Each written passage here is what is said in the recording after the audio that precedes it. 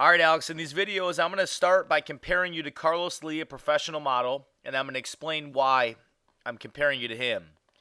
And then secondly, we're going to talk about your strengths as a hitter. And then finally, we're going to talk about some areas that you can get better as a hitter. Now, the first reason why I chose to compare you to Carlos Lee is because both of you guys are big, strong hitters. The second reason why is if you look here in your stance position, you have a very similar stance to Carlos Lee. Third reason why is if you look at Carlos Lee as he gets ready to take his stride, and then he gets into his stride, you see it's a very simple move to get to the hitting position. And if you look at you on the left-hand side, you're going to see a very simple move to get to your hitting position as well.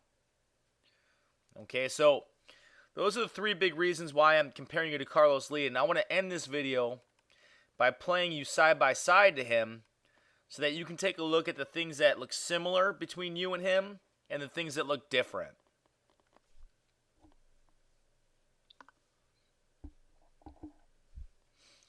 All right, now that you've had the chance to watch that a couple of times, the next thing I want to do is break this down frame by frame and give you some vocabulary that we're going to be using together. All right, first we have the stance position.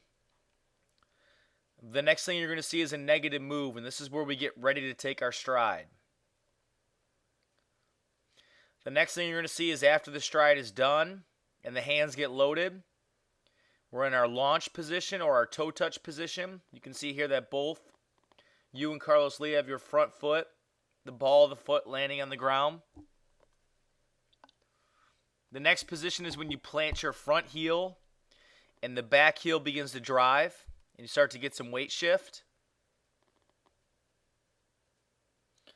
Then we're going to take you in a position called connection. And I call it connection because this is when the back elbow, the hands, and the back hip get connected so that they can work all together in the swing. Now we're going to take a look at the bat lag position.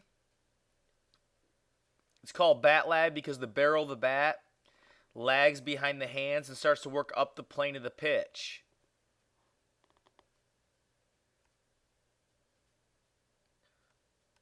Next, we're going to look at the contact position.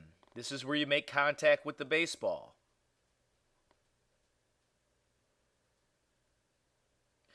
Next, we're going to look at extension. This is when the hands get extended after the point of contact.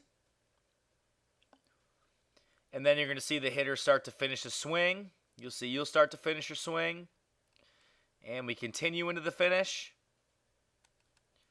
And again, we continue into the finish. And then finally, the last clip there. Now, I want to say that I'm very excited about you because you have great hands as a hitter. And there's a lot of things that you do well as a hitter. In the videos to follow, we'll address the things that you do well as a hitter. And then we'll talk about some areas that you can get better.